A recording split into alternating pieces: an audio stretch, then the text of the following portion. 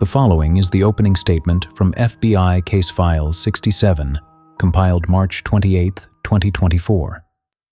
On February 17, 2024, officers responded to a locked apartment in Harrisburg, Pennsylvania. The tenant, Marcus Cole, age 31, had not been seen for 3 days. Neighbors reported unusual sounds on the night of February 14th. Breaking glass, a single cry. The apartment was locked from the inside. The chain was engaged.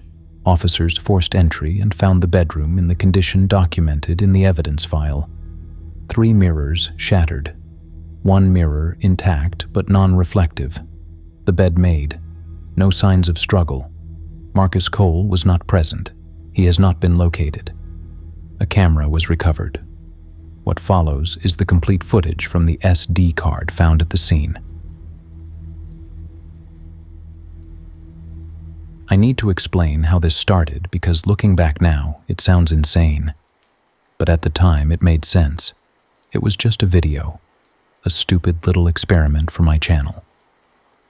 My name is Marcus Cole. I'm 31.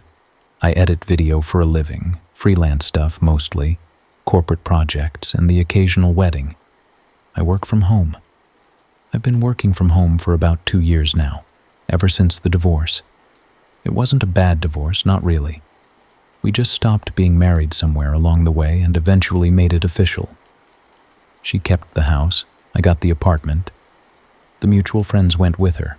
My family was 3 states away, and we hadn't talked in over a year. It was just me in the apartment. It's a 1-bedroom place, nothing special. I've got my desk in the corner of the living room and my bed in the other room, and that's pretty much it. I don't have people over. I order food. I work. I sleep. That's the routine. About 6 months ago, I started making these little videos on the side. Debunking videos, I guess you'd call them. I'd take some paranormal claim or urban legend and test it out. See if there was anything to it. Ghost hunting apps, EVP recorders, that kind of thing. The channel never got big, but I liked doing it. Gave me something to focus on besides work. So when I came across the mirror thing, it seemed like a perfect episode. The idea is simple. There's this old superstition that you shouldn't sleep with a mirror facing your bed. Different cultures have different reasons for it. Some say it traps your soul. Some say it invites spirits. Feng Shui people say it disrupts your energy or whatever. I'd heard versions of it my whole life, but never thought much about it. I figured I'd take it to the extreme. Instead of 1 mirror, I'd use 4. Set them up around my bed, all facing me, and film myself sleeping for a week. If something happened, great, I'd have footage. If nothing happened, also great, I'd have debunked another superstition. I spent that first afternoon setting everything up. I bought 4 full-length mirrors from a discount furniture place, the cheap kind with the plastic frames. I positioned them around the bed so they were all angled toward me. 1 at the foot, 1 on each side, 1 near the headboard. I taped marks on the floor so I could put them back in the exact same position each night. The camera was my main work camera, a decent, mirrorless setup. I mounted it on a tripod in the corner where it could see the bed and 3 of the mirrors clearly. The 4th mirror was only partially in frame, but I figured that was fine. I set the timestamp overlay so the recording would show the exact time. I tested the audio levels. I did a clap sync to make sure everything was lined up. That first night, I remember lying down and looking around at all those reflections of myself. It was strange. Not scary, just strange. I could see myself from angles I'd never seen before. The back of my head in 1 mirror, my profile in another. I made a joke to the camera before I turned off the lights, something like, if my soul gets sucked out, at least I'll have it on video. I laughed, but it sounded thin even to me. Night 1, February 8th, 2:14. The footage shows exactly what you'd expect. Me, lying on my back, mostly still. The timestamp in the corner ticking forward. The camera's microphone picks up the apartment's HVAC system, a low, steady hum that became the baseline for everything that came after. Around 3 o'clock, I started snoring. Around 4:30, I rolled onto my side. At 6:30, the recording stops when my alarm went off. That's it. Nothing else. Just a guy sleeping. When I woke up the next morning, I pulled the footage onto my computer and scrubbed through it. No spirits, no anomalies, just a guy sleeping surrounded by mirrors. I recorded a quick update for the channel.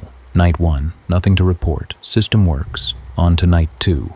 That second day, I did some basic research. I did the usual Google search, feng shui, spiritual portals, Reddit threads about bad dreams, standard internet folklore. I didn't take any of it seriously. There was one line I remember reading on some paranormal blog. It said that in certain traditions, mirrors are covered when someone dies because the reflection can trap the departing soul. I thought about that for a second, then closed the tab. Just folklore.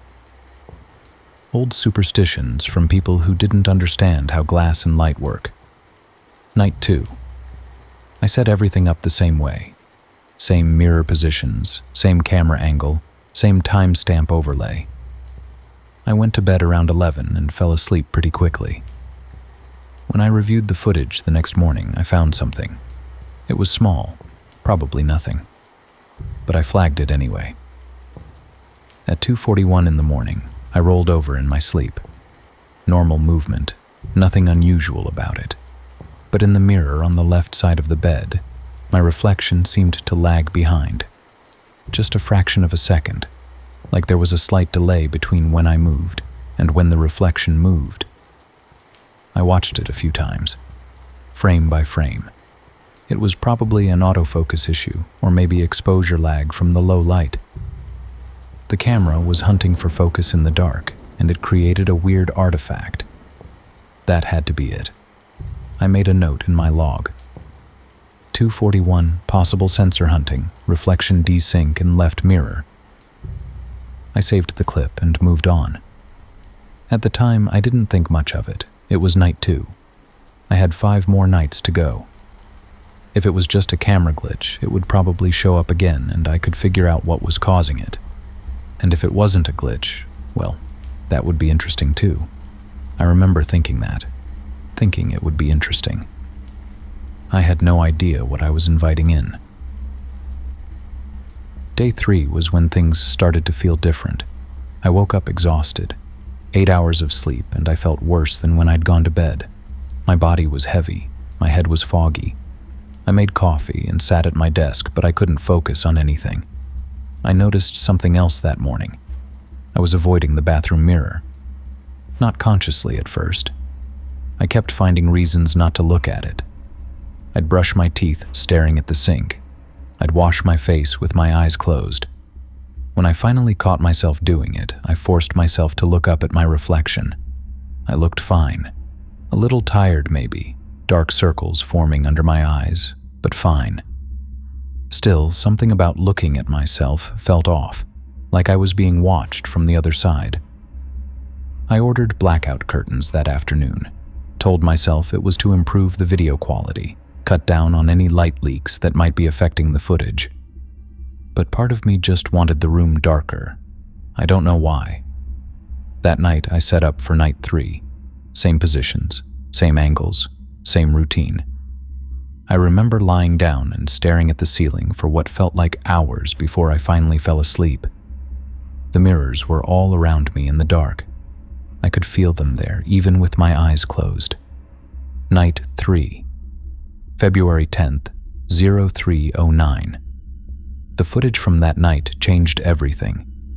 At 3:09, I sat up in bed. My eyes were open. I was staring directly at the mirror on the left side of the room. I sat there like that for 11 minutes, without moving, just staring at my own reflection in the dark. I don't remember any of this. When I woke up the next morning, I felt like I'd barely slept. I had a headache behind my eyes and my neck was stiff, like I'd been holding it in an awkward position. But I had no memory of sitting up, no memory of staring, nothing. When I reviewed the footage and saw myself just sitting there in the dark, not moving, not blinking, I felt my heart rate spike. I could hear my own breathing get faster on the recording as I watched it. I played it back 3 times, 4 times, trying to understand what I was looking at. It was me, clearly me. But it didn't feel like me. The way I was sitting, perfectly still, perfectly straight, it looked wrong. Like I was waiting for something, or something inside me was waiting. I thought about taking down the mirrors that night, just packing them up and ending the whole thing. But what would I have? 3 nights of footage and one weird clip that could be explained a dozen different ways. Sleepwalking, sleep paralysis, a stress response I didn't know I had. There were rational explanations for all of it. I just needed more data before I could rule them out. So I didn't stop. Instead, I started researching. I went back online and dug deeper than I had before.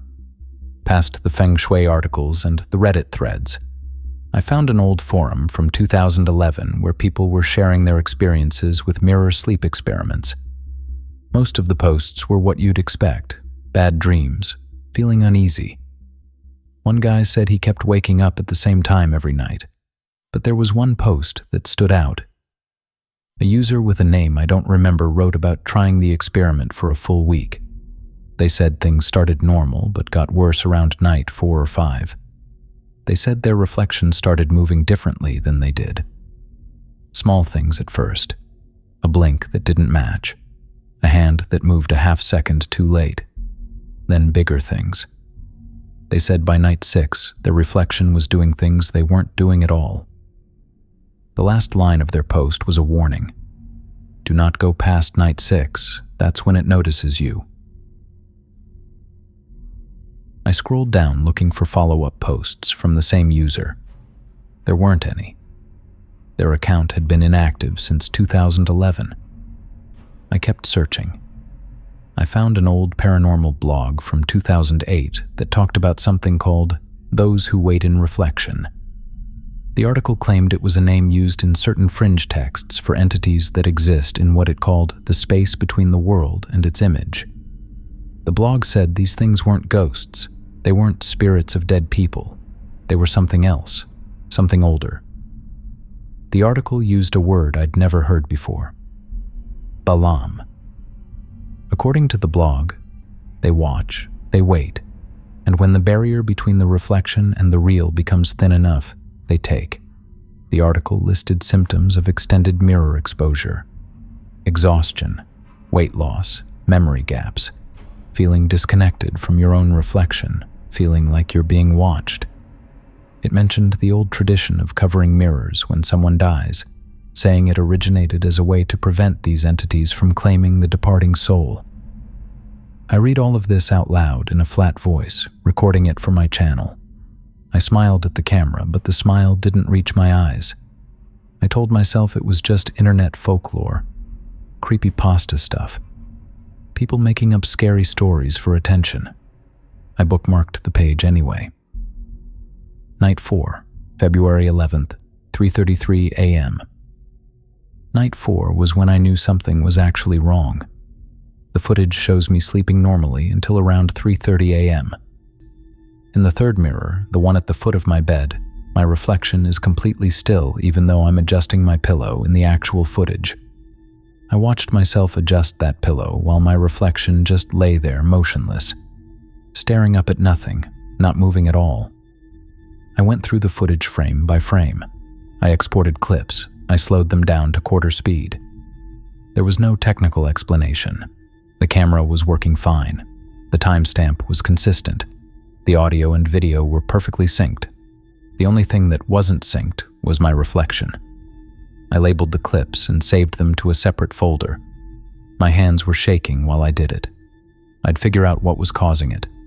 Some optical illusion, maybe. Something about the angles of the mirrors in the dim room. I didn't believe that, but I pretended I did. I had 3 more nights to go. The following transcript was recovered from FBI Case File 67, interview with Digital Forensics Examiner Lisa Chen, March 15, 2024. We sent the footage to 3 independent labs. All confirmed no evidence of digital manipulation, no deepfake artifacts, no editing signatures, no timestamp tampering. The audio-video synchronization is consistent throughout. The camera's internal metadata matches the external timestamp overlay. What we can't explain is the asynchronous reflection motion. At 3:33 a.m. on the night of February 11th, the subject's physical body adjusts his pillow, while his reflection in mirror 3 remains motionless for approximately 4 seconds. We've consulted optical physicists. No one can provide a natural explanation. The footage is genuine. What it shows is unexplained. Chain of custody was maintained throughout the analysis. The SD card was never out of secure storage. We're confident in the integrity of this evidence. By day 5, I was falling apart. My whole body ached. My hands had a slight tremor that wouldn't stop. When I looked in the bathroom mirror, I barely recognized myself. My face was pale. The dark circles under my eyes had deepened into something that looked almost like bruises. I'd lost weight. I could see it in my cheeks, in the way my shirt hung looser than it had a week ago. I stepped on the scale. I'd dropped 8 pounds since the experiment started. 8 pounds in 5 days. There was a food delivery sitting on my counter from 2 days ago. I hadn't touched it. The thought of eating made me nauseous. 8 pounds. I said it out loud to no one. Placebo's a hell of a drug.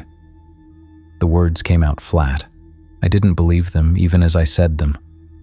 I poured myself another cup of coffee and sat down at my computer. I stared at the black screen for a while, not sure what to do next. That night, I set up for night 5. Same routine, same positions.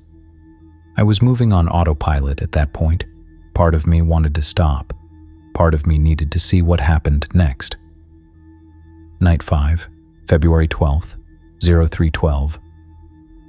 The footage from night 5 showed something I still can't fully explain. At 3:12, the camera captures me lying on my back, asleep, breathing slowly. In the mirror on the right side of the bed, my reflection is visible. But at 3:12, while my real hands remained still at my sides, my reflection raised 2 fingers on its right hand. Just 2 fingers. Lifted them slowly, held them there for about 3 seconds, then lowered them back down. My actual hand never moved. I checked the footage from every angle. I exported it. I zoomed in. My hand was completely still the entire time, but the reflection moved.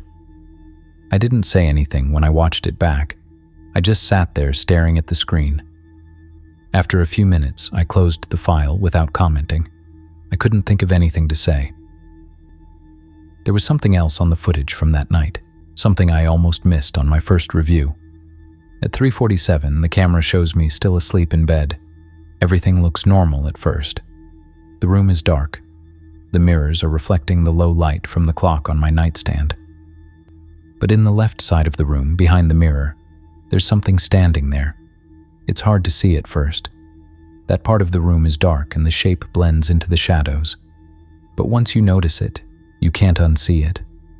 A tall figure, hooded or draped in something dark. The head is visible, but wrong. The face is pale, the structure somewhere between human and something else. Pig-like almost. The eyes are large and completely black. The edges of the figure blur like smoke or like the camera can't quite focus on it. It doesn't move.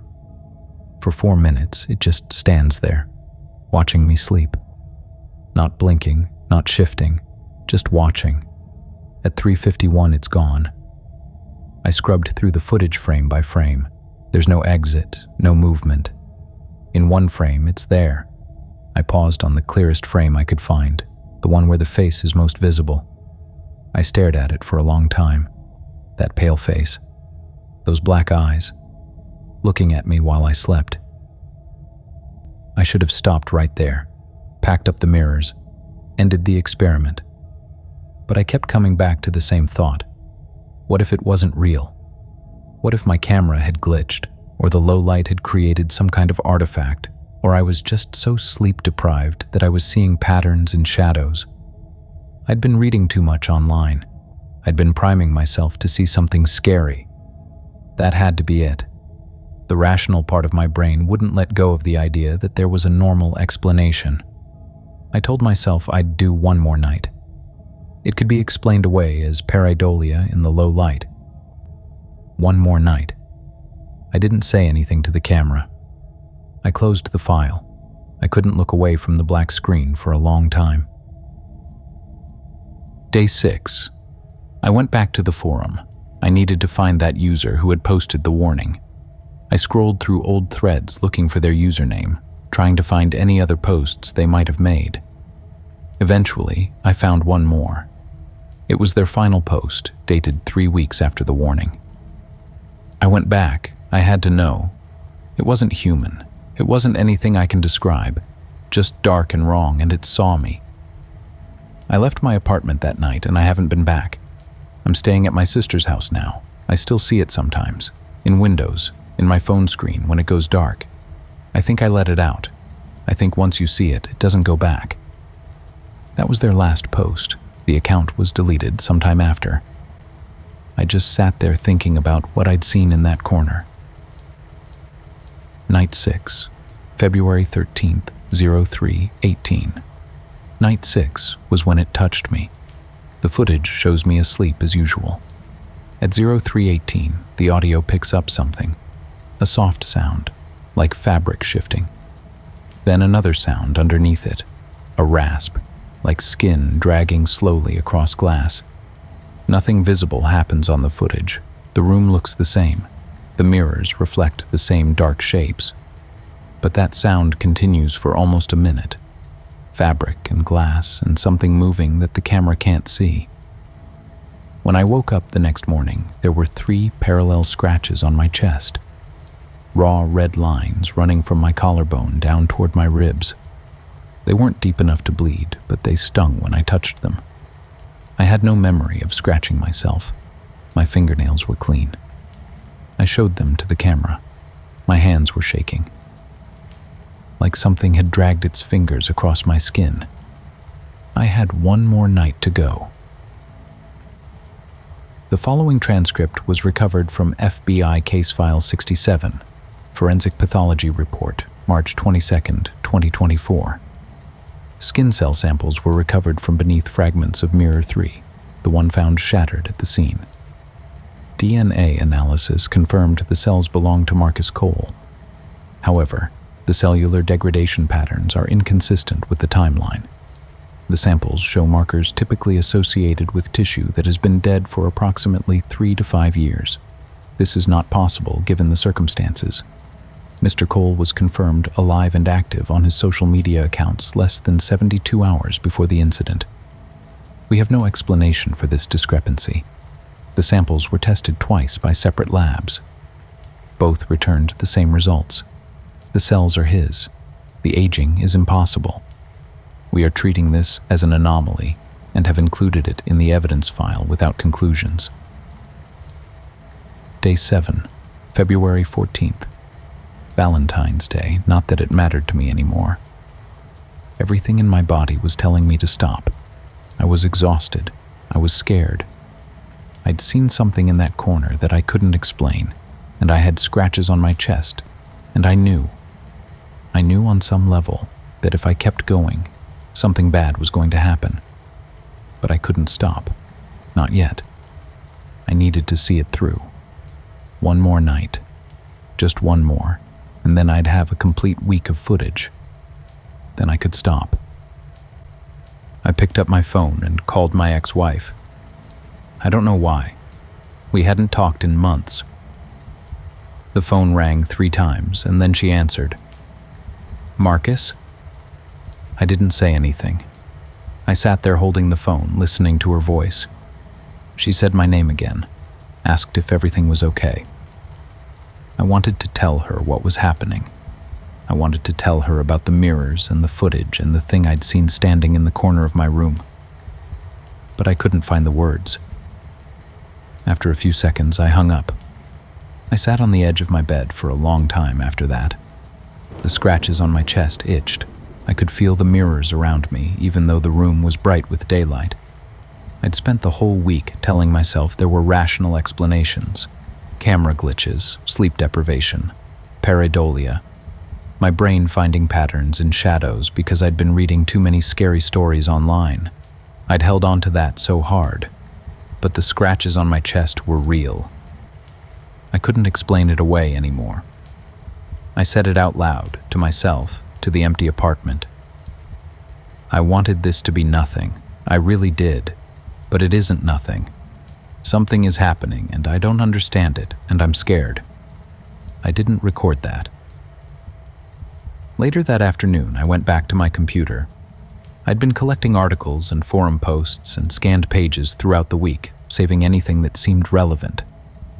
I found one more piece that day. An academic paper, or part of one, that someone had uploaded to a folklore archive site. It was about death customs across different cultures and why so many of them involve covering mirrors. The relevant section talked about something called reflective agencies. In many traditions, mirrors aren't just glass, they're thresholds, doorways, and certain things know how to use them. There was one phrase that stuck with me.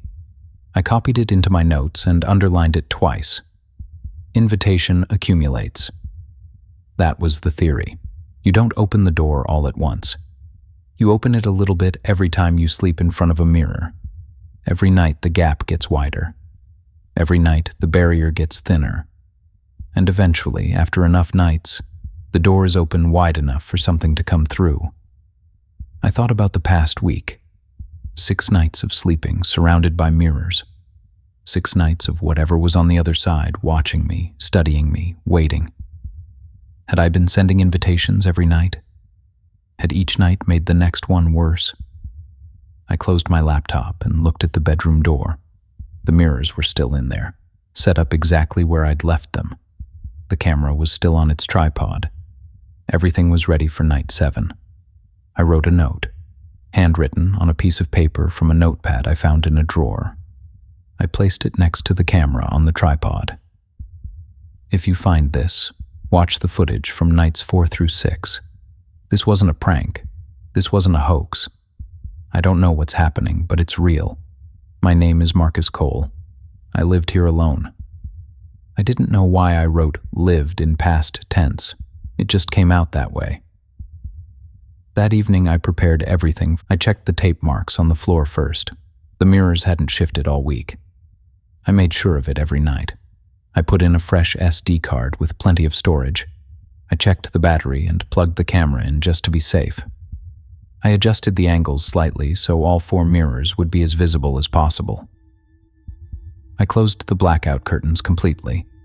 The room was darker than it had been any other night. The only light came from the red glow of the clock on my nightstand. I stood in the doorway for a minute, looking at the setup. 4 mirrors, 1 camera, 1 bed. The whole setup looked like a trap waiting to close. I recorded one final video update. I sat on the edge of the bed and faced the camera. I looked terrible. I could see it in the preview screen. Pale, thin, dark circles like bruises. I didn't try to hide it. Night 7, last night of the experiment. After this, I'm done. I'm taking down the mirrors and I'm not doing anything like this again. I paused, took a breath. 1 more night, then I'm done. I turned off the preview screen and lay down. The mirrors reflected me from every angle. I could see pieces of myself in each one, fragmented, scattered around the dark room. I closed my eyes and tried to sleep. It took a long time. I lay there, listening to my own breathing, feeling the weight of all that glass surrounding me. At some point, I must have drifted off. The camera recorded everything that happened next. Night 7, February 14th. The footage from the final night runs for approximately 6 hours before the camera battery dies. Most of it shows nothing. But the last 20 minutes are different. At 3:15 a.m., the camera picks up something in the corner of the room, the same corner where I'd seen the figure on night 5. At first, it's hard to notice because the corner just looks darker than it should, denser, like the shadows are gathering there in a way that doesn't match the rest of the room. The audio changes too. A low frequency drop, like something heavy just entered the room and displaced the air. The timestamp reads 3:15. I'm lying on my back, breathing slowly, not moving. The darkness in the corner doesn't move either. At 3:22 a.m. I shift in my sleep. My head turns toward the corner, like some part of me knows something is there even though my eyes are closed. My breathing changes, gets shallower, faster. In the mirror on the left side of the bed, there's a subtle light fall off, like something tall is blocking part of the reflection. But the direct camera angle doesn't show anything clearly, just that dark corner getting darker. At 3:28 a.m., something changes in the mirrors. In the intact mirror facing my feet, my reflection opens its eyes. My actual eyes are still closed. I'm still asleep, but the reflection is awake. It looks toward the corner first, then slowly turns its head toward the camera. The face is expressionless, just looking, like it's waiting for something. This goes on for almost 5 minutes, me asleep, my reflection awake and watching. At 3:33 a.m., the footage stutters, a single frame skip, and when it resumes, the darkness from the corner is no longer in the corner. It's at the foot of my bed. There's no captured movement, no walking. The bed frame makes a faint creaking sound, like pressure being applied, even though nothing visible is touching it. The shape, it's tall, too tall.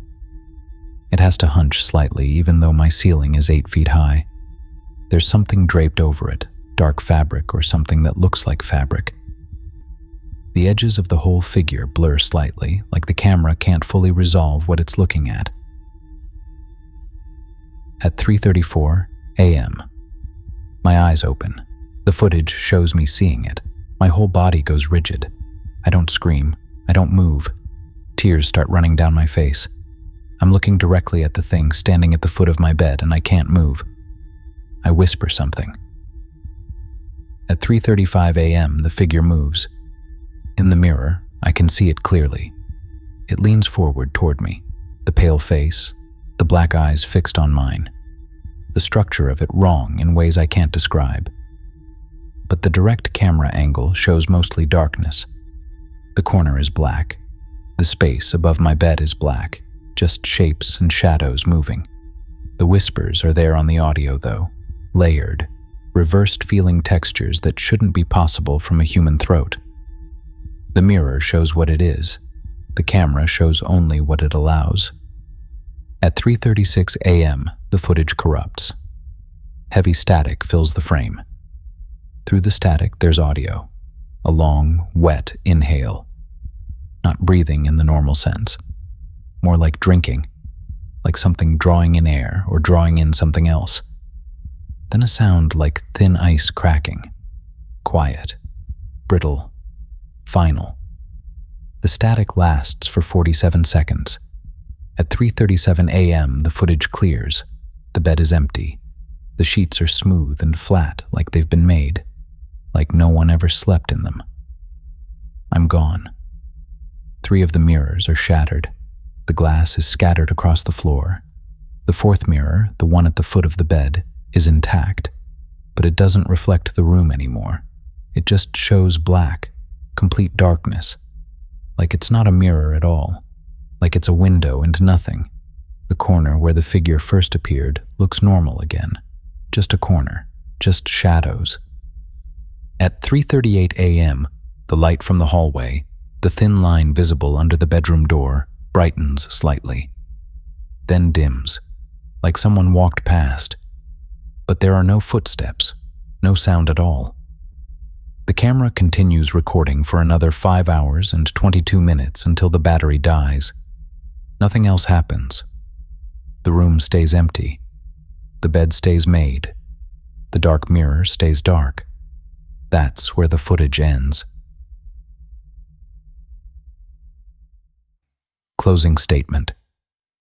The following is the concluding statement from FBI Case File 67, filed March 28, 2024.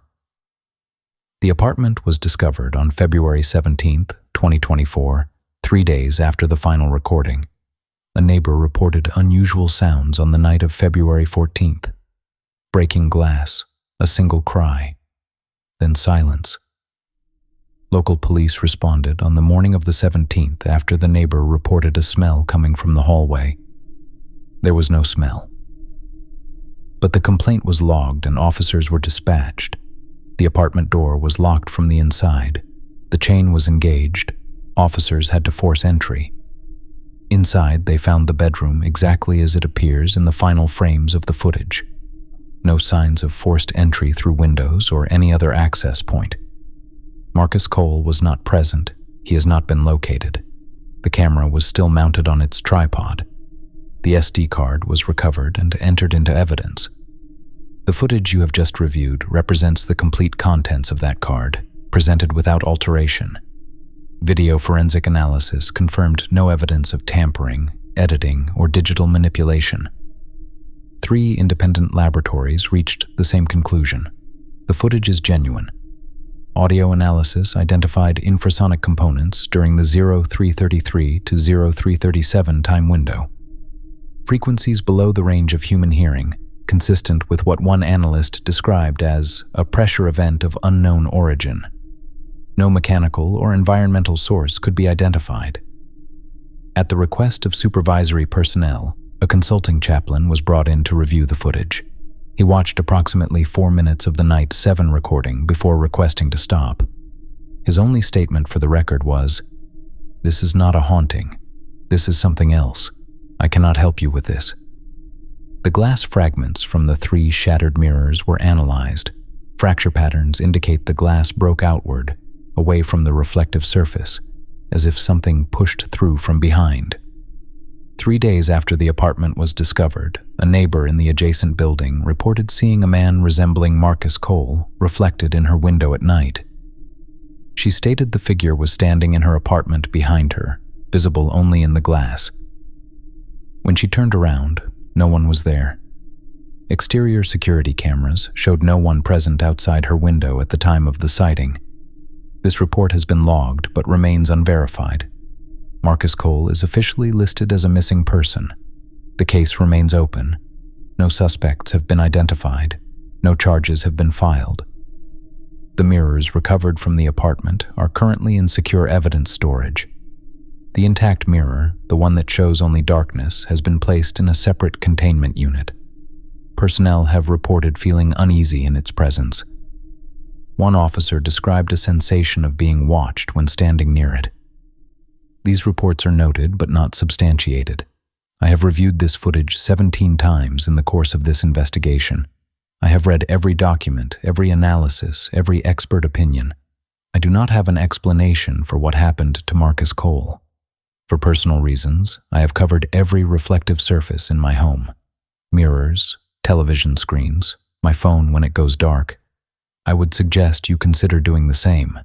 This concludes Case File 67.